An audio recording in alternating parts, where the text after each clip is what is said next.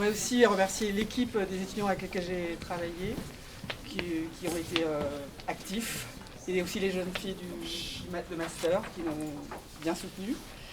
Le sujet, c'était donc cette question de la nature et de l'artefact, donc comment ça se rencontre, quelle place on a, nous les humains, par rapport à la nature et aux ouvrages, et par exemple comment on installe des pierres sur un petit mur quand on regarde un mur de soutènement. On a observé toutes ces choses.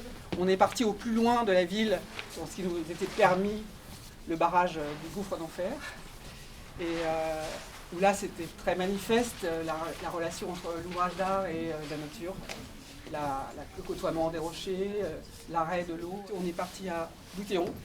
On a trouvé une petite terrasse et on a vu cette grande plaine inondable par la Loire. On a dessiné les grands paysages.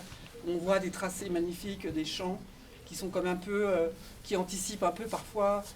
On pourrait imaginer l'histoire des villes, le parcellaire agricole d'abord, qui initie peut-être le parcellaire futur urbain. Voilà. Et ensuite, on a commencé le projet. On s'est dit comment on travaille. Comment on invente quelque chose sur ces lieux. Donc ils ont chacun choisi un espace, un lieu.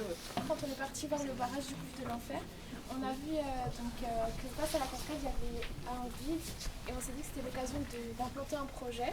Donc on a décidé de mettre une assise pour pouvoir du coup profiter du paysage et aussi 3 points d'observation qui sont situés assez en hauteur pour voir différents points de vue. Justement, on voulait que la nature garde sa place, adapter notre environnement à la nature et pas l'inverse.